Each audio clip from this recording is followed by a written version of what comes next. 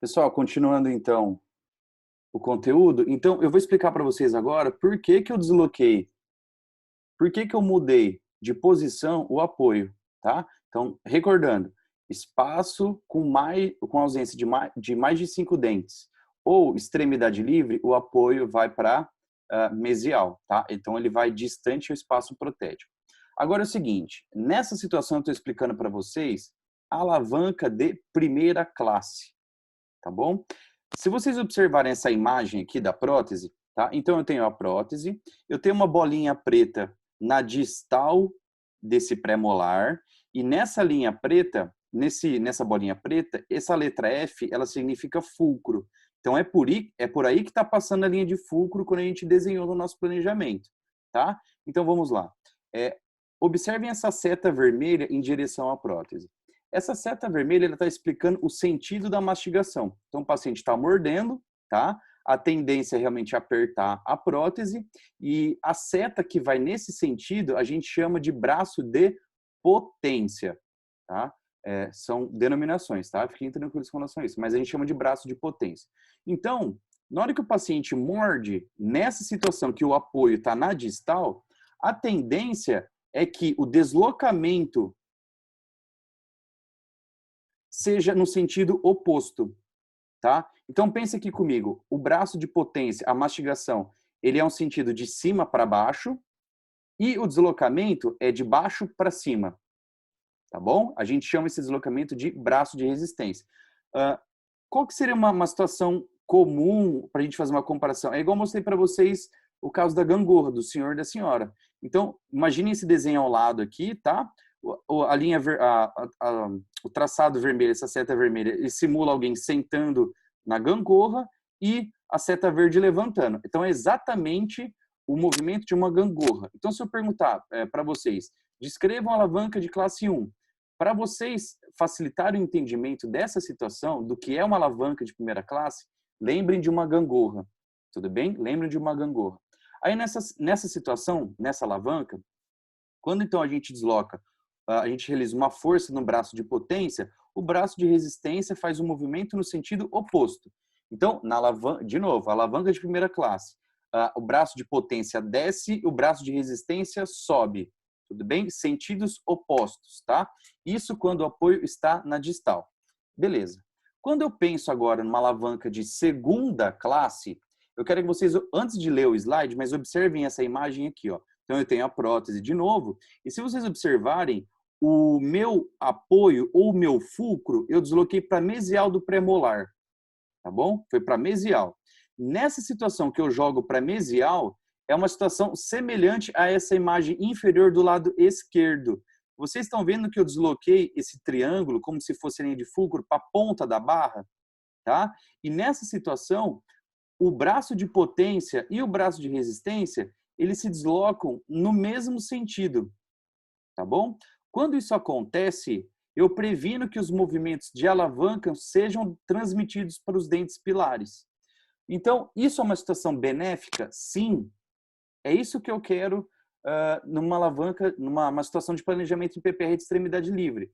Então, quando eu deixo o meu apoio na distal, igual na alavanca de primeira classe, é como se fosse uma força semelhante se eu usasse um extrator para fazer cirurgia de dente, tá? Eu vou lá, pego o extrator, mexo um pouco no dente, o dente sai fácil. Ele faz muita força. Então, se eu deixo o meu apoio na distal, é como se eu tivesse, de uma forma semelhante, tá? Não é exatamente, mas semelhante a fazer esses movimentos com os extratores. Então, eu posso deslocar o dente do alvéolo.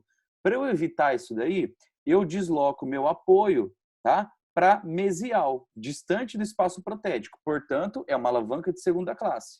Tudo bem? Nessa alavanca de segunda classe, braço de potência e braço de resistência, eles estão no mesmo sentido. E quando isso acontece, de novo, previne que o movimento de alavanca seja transmitido para o dente pilar. Isso é ótimo, tá? Então, existe a chance do nosso dente sair do alvéolo ou ter alguma mudança de posição é diminuída. Então, o que eu quero nessa situação? Alavanca de segunda classe, tudo bem? Tudo bem? Eu sei que essa parte é um pouco difícil de entender, tá? Mas isso é propriedade mecânica, física, tipo, não é a gente que decidiu de planejamento, nada. Isso são coisas mecânicas, tá? Então, para prevenir expulsão ou movimentação do dente, a gente desloca para mesial. Essa é a justificativa. Então, se eu perguntar por que que eu tirei o apoio da distal para mesial, vocês têm que explicar isso para mim a partir desses conhecimentos de alavanca de primeira ou segunda classe. Tudo bem? Vocês precisam ter isso bem estabelecido na cabeça de vocês. Tá? Vamos falar agora sobre os retentores diretos. Os retentores diretos, eles serão os dentes que receberão os grampos de retenção. Tá? Eles receberão os grampos de retenção. Quais serão as indicações do grampo circunferencial simples? Então, vamos lá. Em qual dente eu posso utilizar um grampo circunferencial simples? A gente usa esse grampo em molar e pré-molar. Só. Tá bom? Pode ser utilizado para ser um retentor direto e um retentor indireto. Tudo bem? Então, grave bem esse slide. Tá? Grave bem esse slide. Os retentores diretos, de novo, qual que é a indicação do grampo circunferencial geminado? Quando que eu vou usar esse tipo de grampo? A gente vai utilizar também em molar e pré-molares, e quando a gente tiver grandes espaços edêntulos, grandes espaços protéticos. Gravem que esse grampo, tá? Esse grampo circunferencial geminado, ele é um excelente retentor. Ele desempenha muito bem a sua função de promover realmente a retenção para uma prótese. Ele é realmente muito bom, eu gosto desse grampo, tá? E esse retentor, esse grampo circunferencial geminado, ele também promove uma retenção adicional. Ele também pode atuar como retentor indireto. Se vocês observarem nessa imagem do lado direito inferior, vocês vão observar que tem um grampo geminado, tá? Um circunferencial geminado, mas observem que não tem espaço protético nem na mesial nem na distal desses dentes. Tudo bem? Então, esse grampo circunferencial geminado, ele pode ser utilizado como um grampo retentor indireto, tá? Então, indireto, prevenir rotação da prótese, tá? Outros retentores diretos. Qual que é a indicação do grampo circunferencial meio a meio? Então, exatamente nessa situação da imagem do lado direito de vocês. A gente vai utilizar esse grampo quando o pré-molar ele tiver espaço protético, tanto na sua mesial quanto na sua distal. Tá bom? Então, tem espaço protético dos dois lados.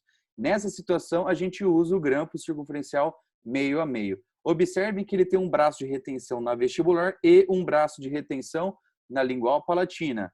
Tá? Ele tem um apoio na mesial e ele tem um apoio na distal. Essa é a característica desse grampo. Tudo bem? Qual que é a indicação do grampo circunferencial de ação reversa? Tá? A gente vai usar esse grampo em dentes molares,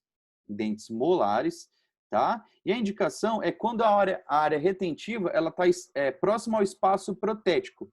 Vamos observar essa imagem no canto direito e inferior, tá? Então tem uma estrutura metálica posicionada no modelo de gesso. Se vocês observarem um apoio, tá? O braço de retenção ele está nascendo do apoio, ele começa a contornar o dente, ele vai em direção à distal e depois ele volta para a mesial. Ele faz sentido reverso, ele faz esse movimento como se fosse uma cobrinha realmente, tá? Então, por que ele fez esse movimento? Porque o dente ele tem uma área retentiva adequada na região mesial, portanto, do lado do espaço protético, tá? Esse dente em questão nessa imagem, ele não tem uma área retentiva adequada na região disto-cervical. Ele só tem na mesio-cervical. Por isso que eu usei o grampo de ação reversa. Tudo bem? Se ele tivesse uma retenção adequada na região disto-cervical, eu poderia ter usado um grampo circunferencial simples sem problema nenhum, tá? Agora, qual que é a indicação do grampo por ação de ponta T? Esse grampo a gente vai utilizar em pré-molares e dentes anteriores, tá? Ele tem uma excelente ação retentiva e a gente vai utilizar ele muito quando a gente encontra situações de extremidade livre, classe 1, classe 2. Tá? Esse grampo ponta T, ele é muito bom, realmente ele desempenha muito bem a sua função de retenção. Em comparação ao circunferencial, ele é mais estético, tá? Não estou dizendo que ele quando você sorri, ele não aparece, não é isso, mas em comparação ao circunferencial, ele é mais estético, tá? O grampo por ação de ponta I, tá? Quando que a gente utiliza esse grampo? A gente vai utilizar em caninos e pré-molares superiores. É um grampo mais estético que o circunferencial, só que se eu comparar o grampo I com o grampo T, tá? O I ele desempenha a retenção um pouco pior, tá? Então, se eu tenho um espaço protético grande, é uma extremidade livre realmente com espaço protético grande, o grampo I ele vai dar retenção, sim, ele promove retenção, só que o grampo T ele seria melhor, tá? E isso a gente vai discutir tudo no nosso planejamento na clínica, tá? Fiquem tranquilos que a gente vai fazer todo esse planejamento juntos. E aí, para fechar, eu passei uma receitinha de bolo para vocês aqui. Me agradeçam por isso, brincadeiras, tá? Mas aqui é a receita de bolo. Em dentes molares, quais grampos que a gente utiliza? Simples, geminadas ou reversa. Pré-molares, grampos por ação de ponta T, I, circunferencial meio a meio ou circunferencial simples, como redentor direto e indireto. E dentes anteriores, a gente utiliza só grampos por ação de ponta, tudo bem? Então, quando a gente tiver nosso planejamento, esse slide precisa estar na cabeça de vocês. Vocês precisam ter isso memorizado. Vocês podem usar uma colinha aqui quando a gente estiver fazendo esse planejamento aqui nas nossas videoaulas, tá? Mas esse slide, ele resume basicamente onde a gente coloca os grampos, em quais dentes. Qual grampo eu coloco em qual dente, qual que pode ser, qual que não pode ser. Tudo bem? Essa é uma receitinha de bolo para vocês, tá bom? Pessoal, agora, essa parte do conector maior, eu vou deixar para a próxima aula, porque nós temos vários tipos de conectores. Nós trataremos de conectores para maxila, para mandíbula. Cada um tem uma indicação também. Eu mostrei para vocês já na aula passada as diferentes anatomias. Agora eu vou descrever, aprofundar com vocês indicações, quando a gente não pode utilizar tal tipo de conector, tá? É uma parte mais detalhada e eu vou explicar para vocês na próxima aula.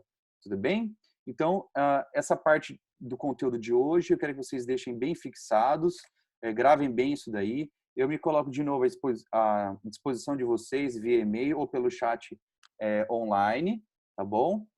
Qualquer dúvida, só entrar em contato com a gente, tá bom? Obrigado e até a próxima aula.